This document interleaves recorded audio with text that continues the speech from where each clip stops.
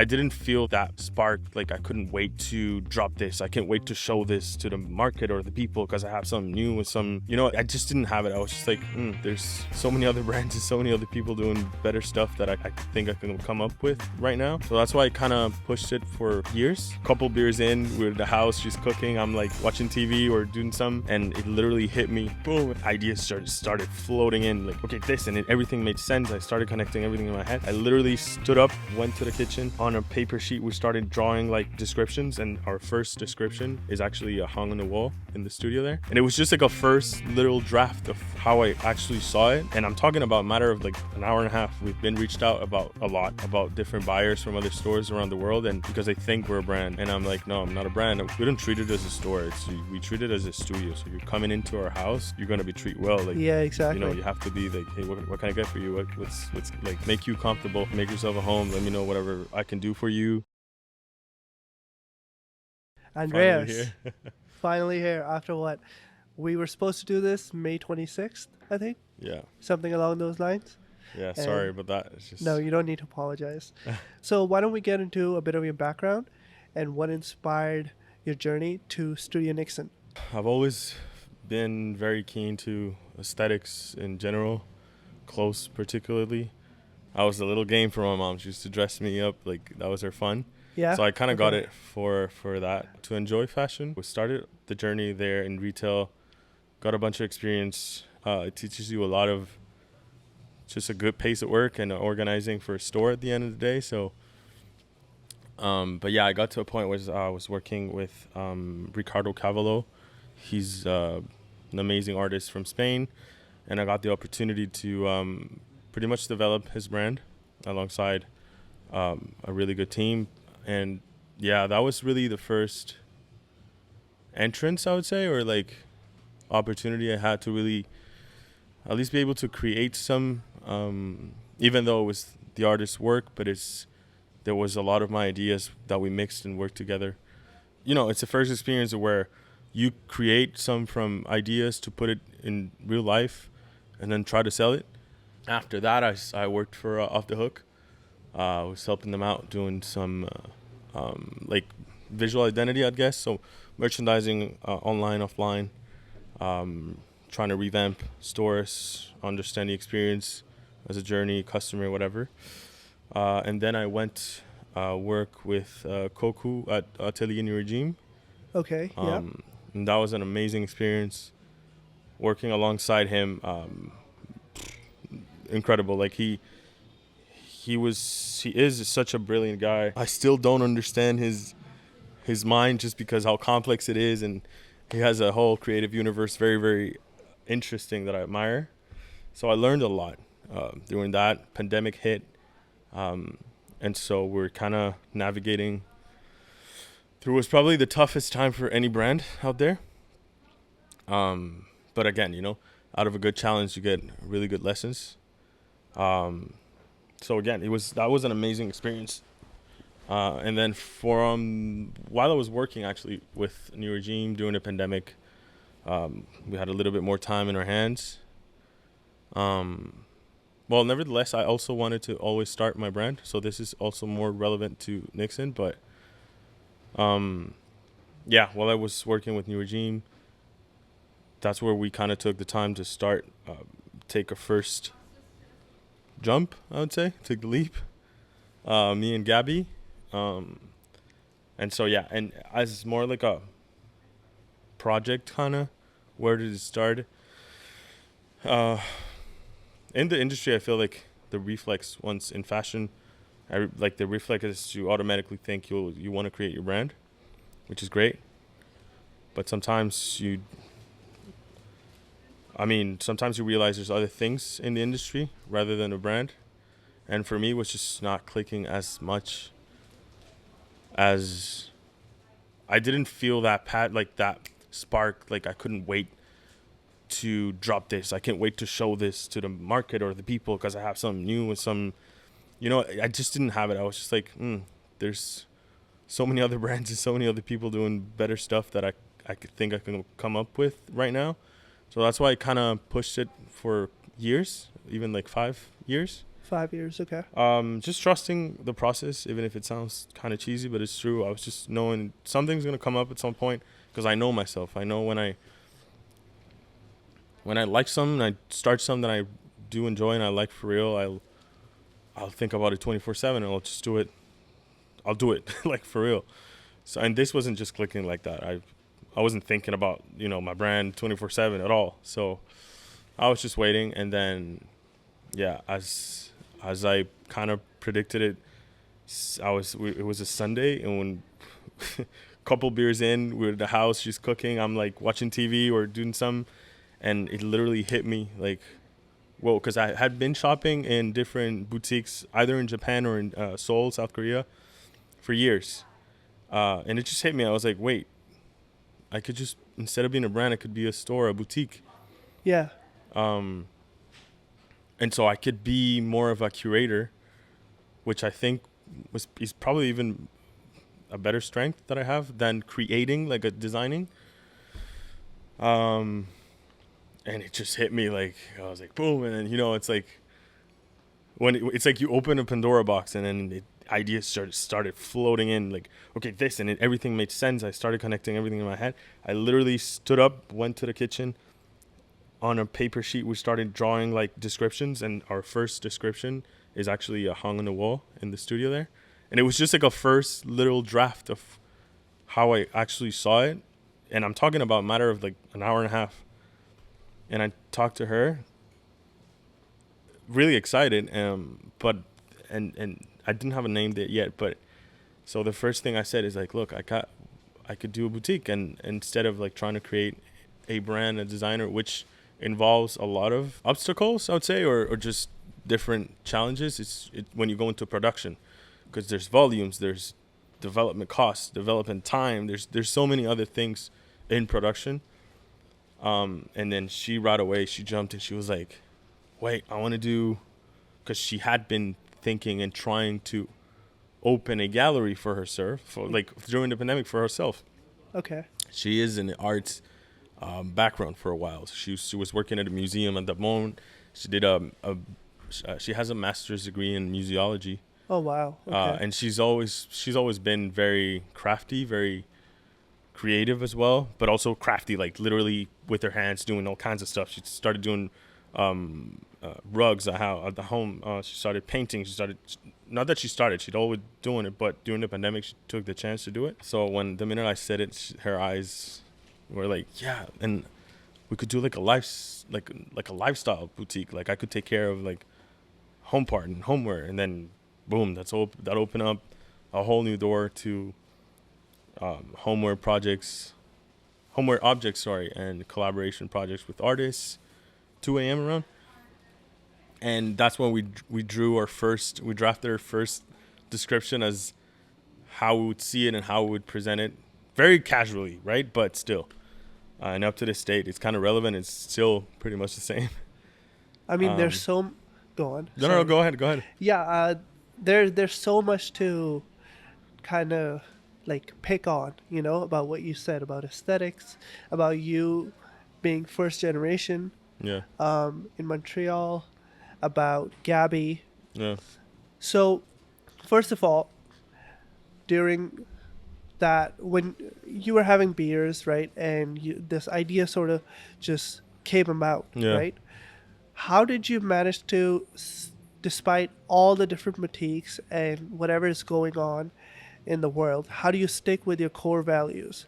We are the core value, and this project came out just for us to be able to share and explore things. It's like a natural process. Like it's always going to be in line because it's us. So if next year we decide to be selling, I don't know, whatever, plastic plants. Okay. Whatever. It's us. It's part of the thing. It's like one of the main things that I think and hope is accurate for us is that no pattern is the pattern. No pattern is the pattern? Yeah. And I don't know if that's understandable, but in terms of like, look at our feed, look at our IG feed. Look at what we do. We just did a collaboration with Beatrice, a Spanish artist, and her universe, her artistic or aesthetic universe is completely different from what we do. So there's no like a traditional guideline or specific guideline, which could be seen as bad, but for us is not, because it just allows us to explore and jump from one thing to another. Staying within some sort of like I hope you can recognize Studio Niksen for a few things, but also there's no pattern that you'd be like, you could predict like, oh, hope maybe they'll do that next, and I bet something's gonna look like that next. Gotcha. So the idea that just kind of came up that one day, that draft has been what Studio Niksen has been throughout these years. Yeah. And it hasn't changed because that idea, the draft, whatever the information it had, was who you guys are. Yeah, and Okay. yeah, I think it is. Yeah, it is about to change a little bit because we're jumping on a whole new chapter, which is production. We're working a lot on our mainline. We've been developing for about 9 months. And it just got to a point where I think it just makes sense. It's the next step that we want to take. I'll still keep, our top brands because I cannot compete. I don't want to compete with these guys. I cannot. They're, talented enough, and I build solid relationships with these. But on the other hand, I think there's some really nice about having your mainline. Just because you have full control of what you're able to create. And yeah, it's just fun. It's nice to have a mix of both. One where you could curate products, and one where you can create ones. You learn a lot. It's a pain in the ass. Yeah. It's like it's a lot. Just in development, sampling, designing, and so many mistakes after mistakes. But it's fine. I mean, we kind of knew what we're going into. I've been in production for a while, not only for Niksen but before. So that's a chapter I'm really excited about. We've been reached out about a lot about different buyers from other stores around the world, and because they think we're a brand. And I'm like, no, I'm not a brand. We're a boutique, so I can't really distribute my products. And so that opened up the door as well to like, okay, there's probably potential to be able to distribute Studio Niksen mainline around the world and open up markets in an easier and maybe faster way. Because I mean, yeah, we are like 85% online, but at the end of the day, it's always better for people to have, there's a store next door you could go and see our products. Yeah.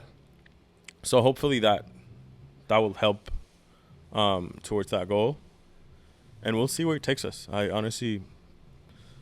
I can't say I'm taking it day by day because that would be a lie, but I'm taking it like 3 months by 3 months kind of thing. Like I only see up to October right now. Gotcha. Yeah. 3 months by 3 months. Almost. What do you mean? Because if I'm not mistaken, you said that you are with aesthetics, or you just kind of get aesthetics. I might have an eye, but what's an eye? Like, at least I know what I like and what I don't, and it happens to be like some people like or agree with what that judgment might be. I wouldn't call it a gift because, I mean, we all have our own aesthetics and it's all different. So it's not like mine is better or it's just different. And it's just sometimes it could be just better defined or better or more educated, I guess. I don't know. It's just, but yeah, it's just always been that sensitive to aesthetics. Like it's something that I think about, and it's important in any space that I walk into, anybody that I meet. However, whatever I do, it has to have some sort of, like aesthetic. Like it just have to be pleasant to the eye kind of thing. Pleasant to the eye, because my next question was, how do you define aesthetics? And the answer would be, it just kind of needs to be pleasant to the eye. Yeah, definitely. I'm also very visual as a person and very Cartesian. I don't know if that's the word. I'm very open and I'm absorbing as much as I go, right, and as much as I can. We're still very young. Even the company, it's a newborn company, so right, we're still learning a lot. I've learned a lot from Gabby in just different ways to appreciate colors, for instance. Yeah. Which I haven't ever been very strong in, but now like I do appreciate like colors. And shades and Yeah. for sure. It sounds very simple, but I feel like some people get it, some people don't. yeah. You said you've been in retail for a long Yeah. time. What were some of the things that you learned that helped out with Studio Niksen's success? Things that I've definitely applied, it's merchandising. I was trained by Michele, who was the Canadian merchandiser for Zara. So it was like a big thing, and there was a kind of like a big responsibility into building a store, and it's Zara, right? So it's huge. Yeah. But there was so much more depth to what I thought it was, and it just kind of taught me basic merchandising things. And it doesn't have to be merchandising as a visual presentation. It's also just as a concept, how to present a product. So like competition, pricing, color matching, distribution, client flow in the store or online. So all those things are I'm able to apply them here, tweaked, of course, and at a much smaller scale. But also retail taught me customer service. I mean, I really enjoy, like up to this date, we lock in our Saturdays, Gabby and I, to be here, and we don't even open our computers like in the studio.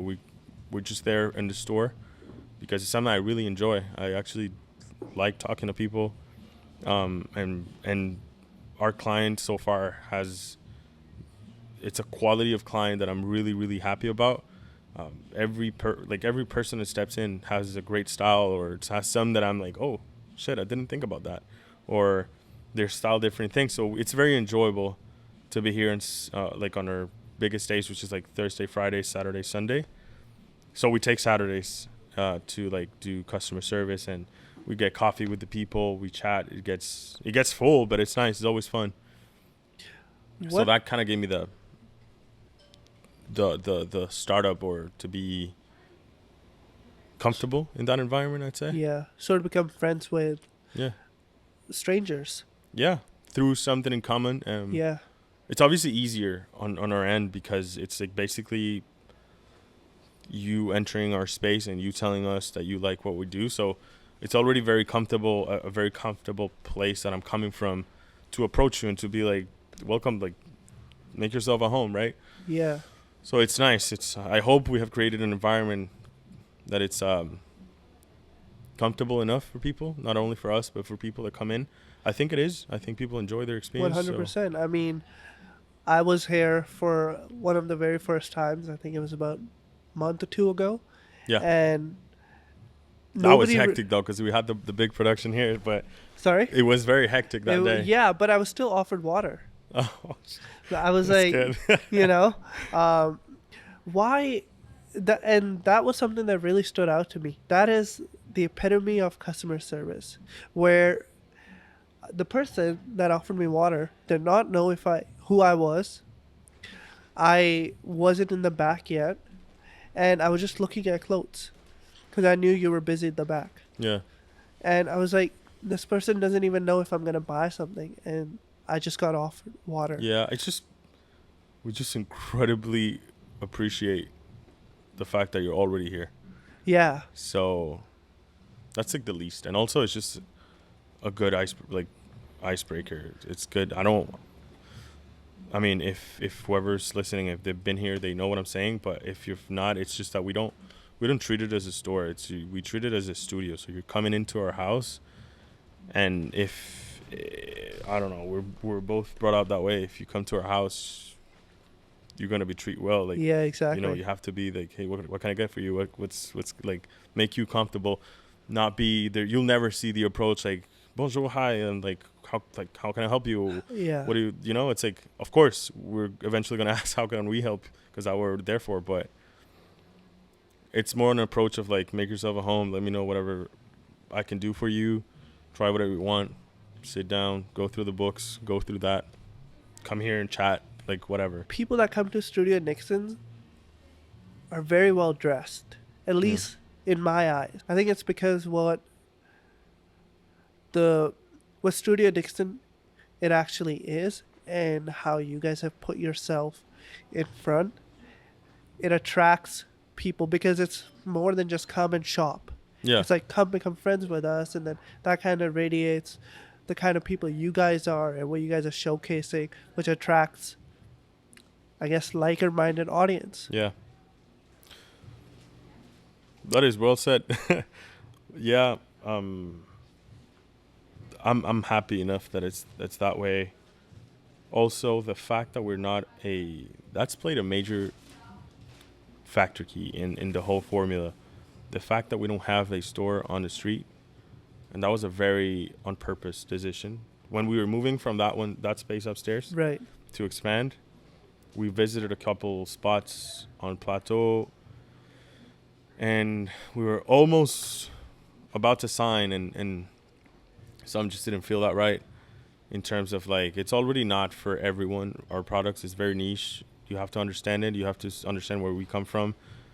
And so why would we try to talk to everyone when our things are not necessarily for everyone? And we try to keep it like intimate. Yeah. Like not intimate, but like smaller at some scale. At some scale. And so what happened is that the fact that we don't have foot traffic. Whoever comes, like now the store is like full, but they all wanted to come here.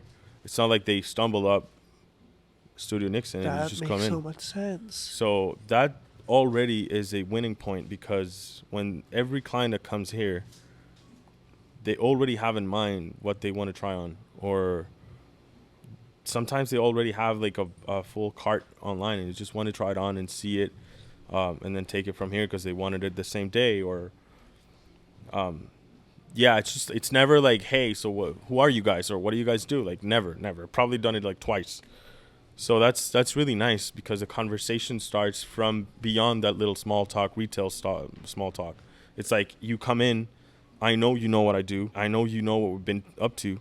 Yeah. So for me now, it's more than a pleasure for me to explain what's next, what's coming. It's like, oh, and did you see about this? And oh, come, I'll show you this in the back, or this, or yeah, or what do you think about styling that with that? So it kind of skipped that little traditional entry-level talk into the minute you're here, you already know about us. And see, that's so interesting, because that's a very long-term vision, because that answers my question about why there's certain type of people who are, who have similar style, good style, in my eyes, come to Studio Niksen.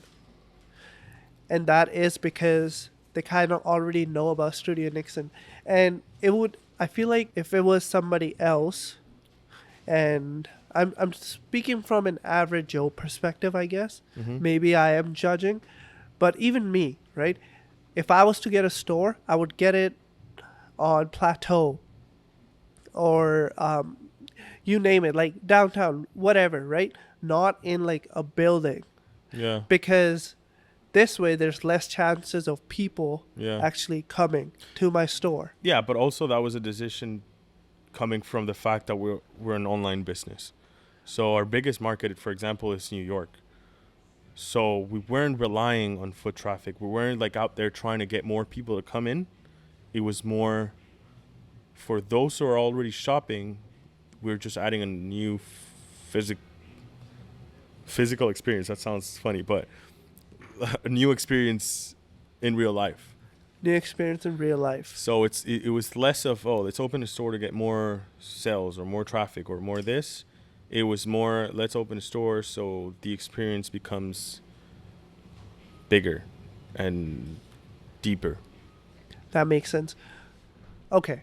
That does make sense, because I didn't know the online presence was that high. Yeah, we're an online, like, it's like 85-25 kind of thing. 85-25. That's pretty much that.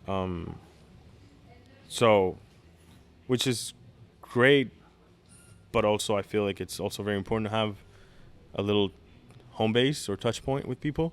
And that's what we're also doing, like a little tour, and doing New York, Toronto, Los Angeles, Paris, London. We're doing all these, like, our biggest markets. We started in New York just because, again, it's our biggest market. So it was like the safest place to start, I would say. Yeah. I'm doing Toronto in September. So, yeah, it just adds on a next. The online is like the introduction kind of thing. So we're doing it the opposite. Like, it's not like you come in the store because you were walking by, like you were saying hi, walking by, and then we introduce, you get to know what we do, and then you go online. It's the opposite. You go online, you get to know what we do, then you come here, and then we talk about other stuff, and you see unreleased product, or you see that, or you try it on in life, or you try different fits. So it's the same, but it's just in one first and the other second. You guys have a story that's obviously unique to you guys, you and Gabby, right? And obviously there's no real blueprint you guys can provide in terms of how Studio Niksen has had the recent success as an online boutique. Because you talk about customer service, for example, giving water to like a new person or a stranger, but then how do you build a successful online boutique? There's boutiques, online boutiques in New York. There's online boutiques in Asia, wherever, right? Then how can Studio Niksen, in 3 years? 2 years. Yeah. Pardon me. Get this much success. I mean, it's not that big. It's been a lot more than what we thought, but there's still room to grow, and I wouldn't call myself like it'd be hard for me to tell other people how to do, like, based on our success. It's only been 2 years, so we never know. But yeah, we're overall very happy, and obviously everything has exceeded our expectations. I don't have a blueprint, honestly. Right. I just think it's very easy to try to do something that has been done.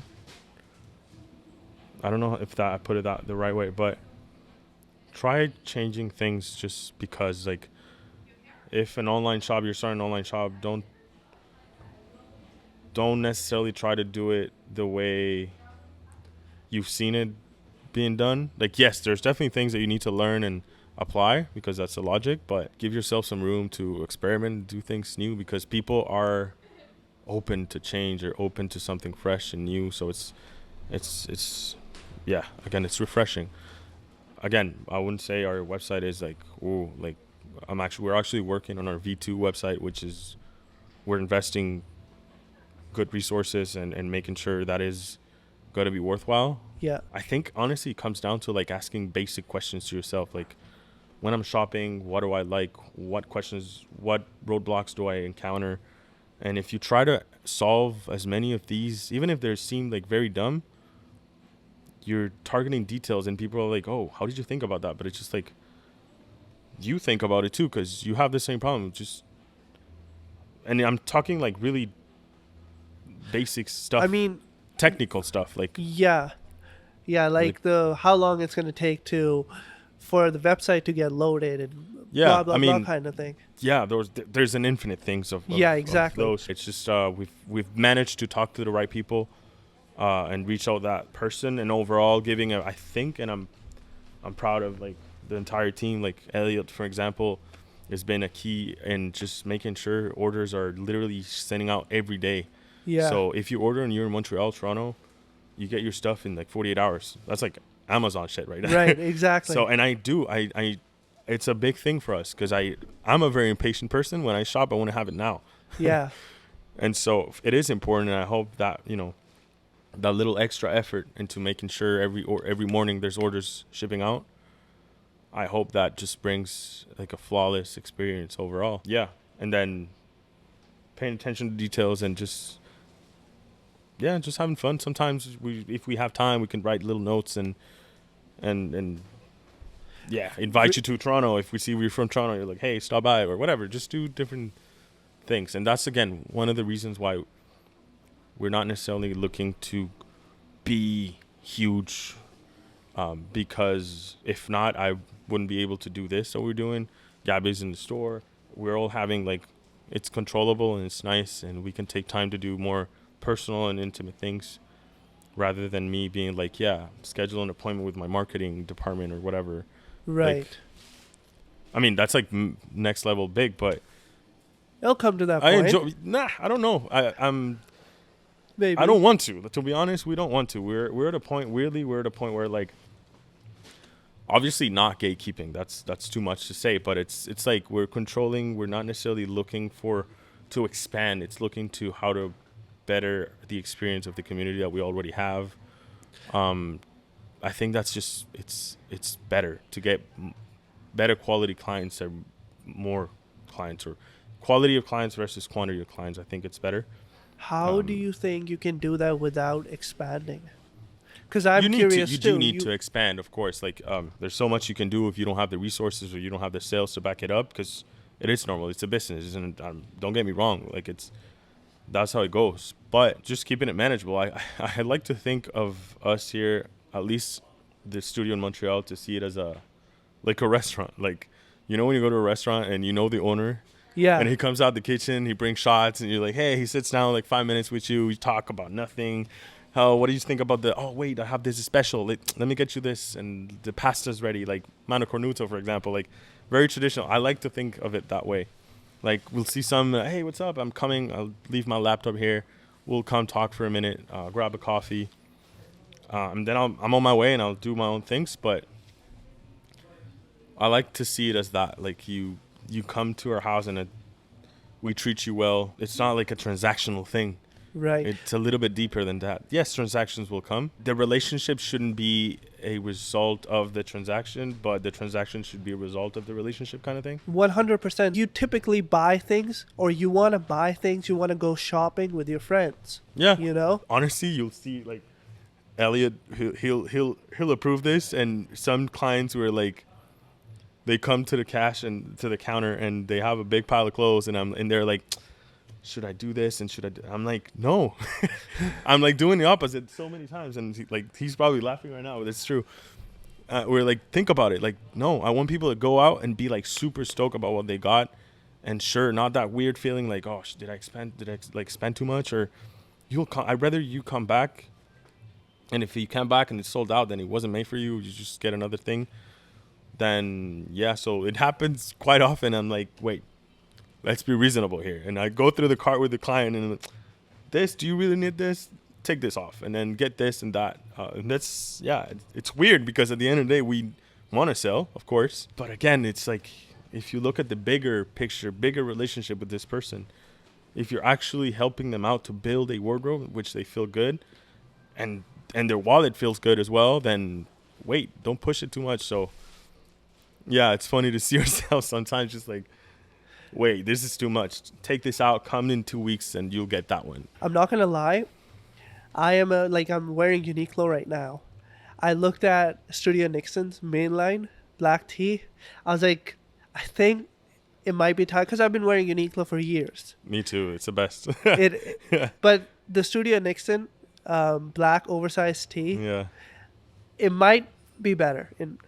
I haven't bought it yet, but I think the time is coming soon. That's good, but it is. I mean, I'm proud to say that I think it is, but at the same time, honestly, I've told people, like, don't take this. You can grab the pants, grab the sweater, leave the blank, go get a blank at $25 on Uniqlo. It's worth your time. It's worth your thing. You'll come back afterwards. Like, Uniqlo is great. It's amazing. It's just a different thing, a different market. We cannot afford to have blanks at $25. Simply can't. It's impossible. Yeah. So that doesn't mean theirs is cheap or this or that. There's just a whole other scale, other like different resources, different things. And don't get me wrong, it's Uniqlo blanks are the shit. Like, it's great. I mean, you know, it's just a different. Yeah, it's different. It's not 100% cotton. It's polyester. Yeah. And I also just wanted to create my perfect blank, like length, sleeves, everything. Even if it's very simple, it's just, yeah. I feel like you could tell when you're wearing a nice blank or where you're not. Uniqlo is one. Yeah. Are you and Gabby, this is a little different, I guess, motivated by money? Because to me, it doesn't seem like it. No, it is very important. Of course. 100%. But no, because if that was the goal, you would have seen ads from Studio Niksen. You would have seen sponsor posts and influencer partnerships and because that drives probably numbers and sales. I don't know, but no, that has never been the goal, because at the end of the day, you run out of gas pretty fast if that's the whole thing motivating you. It has to be important because a business, and this is more my side, like I'm more the numbers guy and the financial, and I love numbers. I love an Excel sheet. Give me that for Christmas. I'm super happy. Yeah, yeah. It has to make sense, and it has to be profitable, but it's not the main thing. It's your passion or whatever you like has to be profitable. Not profitable has to be your passion, kind of thing. It's a good difference. As a first gen immigrant, right? Yeah. That's what we would classify ourselves? Mm-hmm. Right, yeah. Have you learned anything from your culture or from your parents that has been implemented in Studio Niksen? 100%. Estudio is the word is estudio in Spanish. That is true. So yes. That's one of the things that I wanted to keep in roots. That collaboration there, as you see, the mountain is the Avila, which is I would say the most recognizable mountain in Caracas, Venezuela. And that little tree there is was my favorite tree and national tree from Venezuela. The yellow one, it's called Araguané. We'll take a picture of that. Yeah. And then put it in the video. Don't show it because it hasn't come out. Oh, right. Yeah. But unless it comes out after the 29th of July. 29th of July. But yeah. And Niksen actually, it goes way back.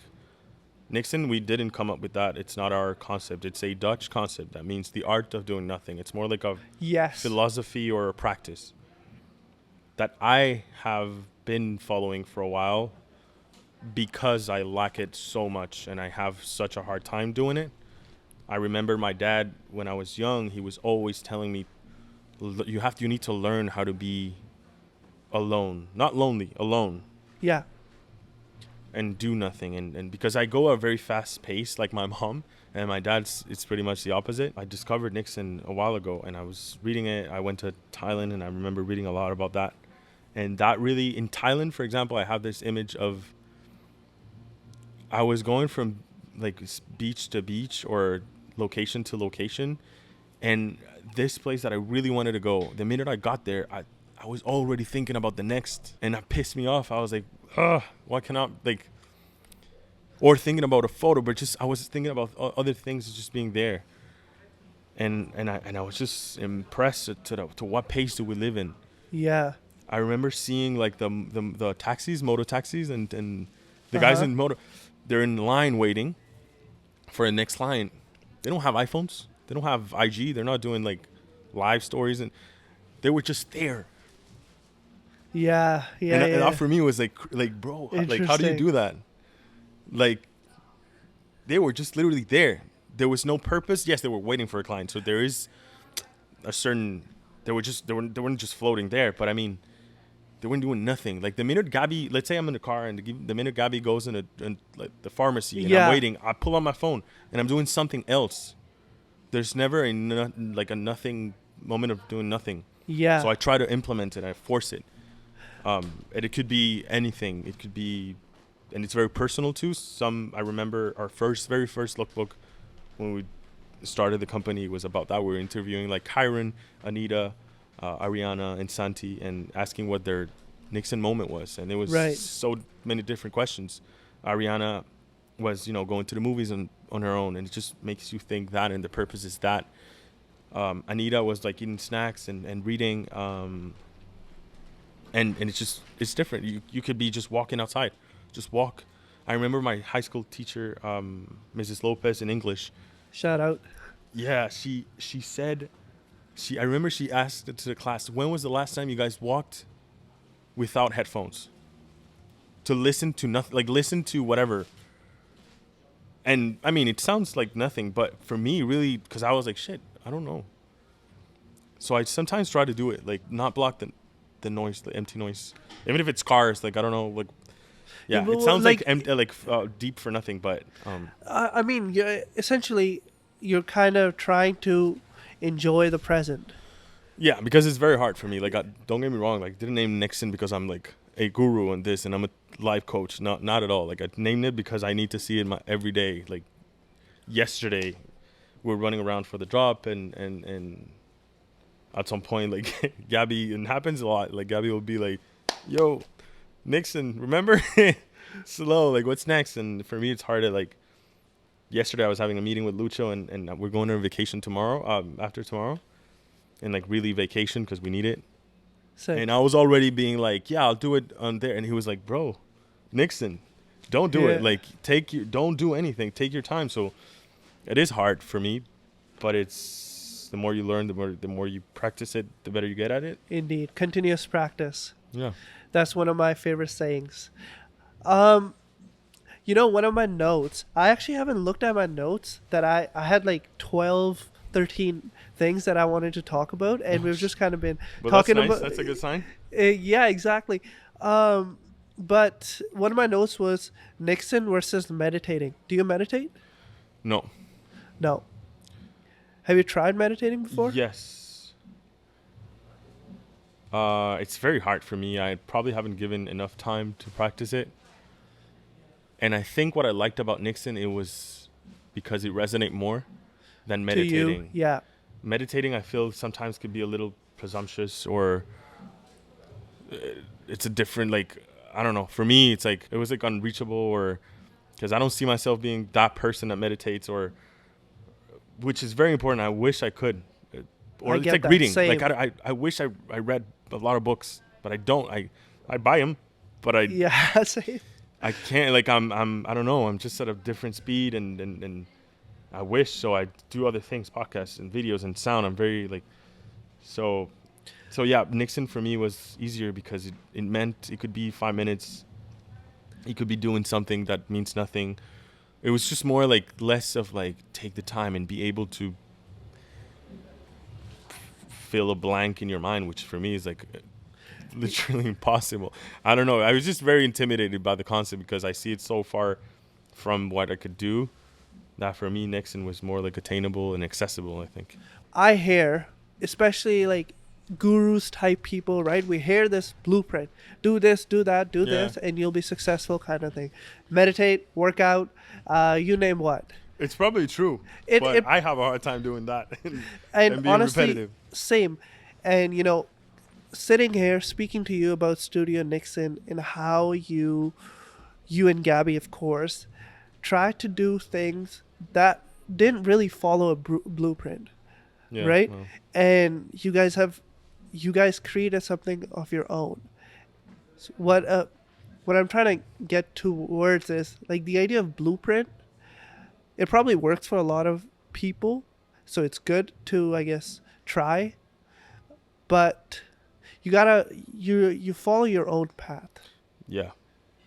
I Does that make sense? Blueprint, it makes sense in so many different things because it would be dumb not to learn from history. Yeah. But on the other hand, if the blueprint is just a bulletproof vest or lifesaver vest for you to prevent mistakes, then you're on the wrong path, because mistakes are needed. And if you're like, okay, let me see 10 steps on how to do this so I don't fail, cool, you probably won't fail, but it won't be your stuff. It'll be the blueprint that you created. So I don't know. It's worthwhile calculating risk, of course. Right. I'm not saying do whatever you want whenever you want and just do it. No. But if the blueprint becomes more than just a tool and it becomes just the skeleton of whatever you're trying to do, just because this way you think you have less risk, or you think it's like a cheat code. Right. There's no cheat codes though. Yeah. I mean, there really is no shortcuts. Yeah. There's no really cheat codes. You just gotta, I don't know, I guess, keep going at it, really. I mean, there are sometimes people go viral, let's say nowadays, like TikTok, Instagram, and it looks like a cheat code, like, but I don't know how, it's not our case. I don't know how to do that. So, yeah, I'm talking from my perspective into a longer project. And our thing is it's a life project. I'm lucky enough to be able to have this with Gabby. Indeed. and she's my partner, hopefully for life. Yeah, hopefully.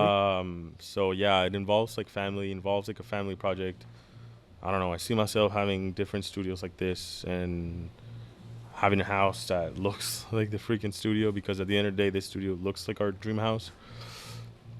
So it goes like deeper. Like we'll see transactions Right. come from that. It's good, but yeah. Yeah. No, I genuinely love the story. You were heavily involved in mural, right? Yeah, with Ricardo Cavallo, the artist Right. that I talked about. Not Mural, but he was represented by Landmark, the company that owns Mural. They also represent a bunch of artists. Okay. So that's why my connection was in Mural. And at a year, Ricardo was here to do a big mural. So of course I was there with him the entire time, because we were building the brand as well. So yeah, I wasn't directly involved, but it was like the same family, same environment. Because I was working with one of their artists. Same family. I love it. What is I know you said that you you like to think in 3 months, but what's sort of next for studio? What's So we next? got the pop-ups Yeah, we and the got main line. yeah. The mainline involves a lot on its own because it's different collection, it's distribution that we haven't done before. And then the pop-ups, each of them are different, and hopefully each of them are crazier than the last. After that, there's a few other things that we're working on, but I Okay, yeah, I I get kind of that. want to keep Totally it here. get that. But Yeah, yeah, there's like 3 big projects I would like to see come to life within the next 2-3 years. for sure, for Yeah, sure. Is there any studio or boutique that you went to and you were like, "Wow, okay, this a is lot. something." Yeah. Can you think of one? In New York, I just don't remember the names, Okay, but I remember telling Gabby like, "Wow, imagine, like, how do they think about this? How do they? I don't know. How do they get this built, or how do they?" It was mostly infrastructure wise, rather than the concept beyond, because but it was just like coming into the store and being like, "Wow, this is amazing," or "I love the environment, or how things right. work, or how things are placed." Um, but also depends. I like extrapolating things from other industries, like the car industry. I like seeing how they do catalogs and stuff and try to implement it. Or like, I feel like it just. I don't think I'll create something new ever, like, because not everything has been done and created. you truly believe that? Uh, no, but for my case, yes. So I feel like I'm more like mixing ingredients in a new way. I Creating think that's something new. right. Yeah, but I mean, I'm like, yes, of course, but that's why I like taking from this and then, oh, they're doing this in this industry and it has nothing to do. But what if we put it this way, to our own way, and then add, I don't know, a voiceover from that thing that I don't know. It's just different mix of different things, and most of them will probably suck, and then the 2 that are nice, then good. Yeah. When did you move from Venezuela? 2011, So 20 yeah, 2010. Sorry, 2010 October 2010. to Montreal. Yes. You never thought about having a space like this, and In Venezuela? well, when you were around that age, No. 2011, It's funny because I loved container houses. container houses. Yeah, my dad showed me that in tiny homes. But it's, I would never thought, I knew I was gonna have that eventually for me to live, Okay. but I never thought I would have like a studio or store or space like this. Yeah, it just kind of came to life on its own. With creatives, I like to speak about perfectionism, Yeah, because perfectionism, like, I feel like it doesn't even exist. It's an idea. That's just my opinion. yeah, It's an idea that a lot of times cannot even be realistic. It's something that is just in our head, yeah, you know? yeah. Perfection And just kind of right. means like you never stop because there's always more and more and tweaks in this, but which is good to a point. If you control it, it's like a beast you have to control. If you control it and work it for you and make it work in your favor, amazing. That's well said. But it can't all be that, because you'll just never finish or never will be content or always be insecure about what you put out there, or miss all the deadlines, or exceed budgets, or whatever. You just have to learn when to stop, and yeah, and practice to put things out there. As a creativist, I know I wouldn't consider myself as a creative. Probably more Gabby. She's definitely more creative, like to create, but yeah, if you need to learn when to, the more you practice on putting things out there, the better you get, because you Yeah. get more feedback. You test more things. You can turn the page and do something new with a better set of skills, instead of working on the same project for years that you just kind of never came to conclusion. Or so it's hard. It's very important to know where to, on my opinion, it's very important to know where to put a stop to it. So I'm working on that constantly. Does Gabby help with deadlines? No, I'm the deadline guy. You're the deadline guy? Okay. Yeah, she's fast. Like her brain works in a way that she'll get out of focus very easily. But the minute she turns it on, you lost. She doesn't even answer me. Like I'm talking to her, she's not answering. Yeah. Because she's doing something, and she's so. Yeah, I just have to. That's what I'm trying to build as a space to understand the team, and to make sure everybody is in their best environment and position to fully extract their potential. So I know Gabby likes working alone from home, so it's like sad sometimes because this studio is amazing and we've put so much effort, and sometimes she's like, I would just work better from home, and I'm like, all right, do your thing, but it's incredible, it works. Or she loves working at Darling, which is the noisiest coffee, but she has some, and so just have to, everybody has their own way of doing things. Indeed.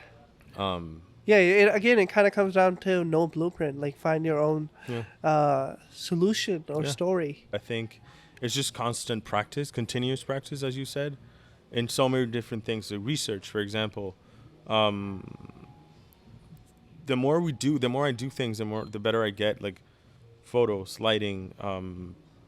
Like you'll ask Max, for example, Newbacher.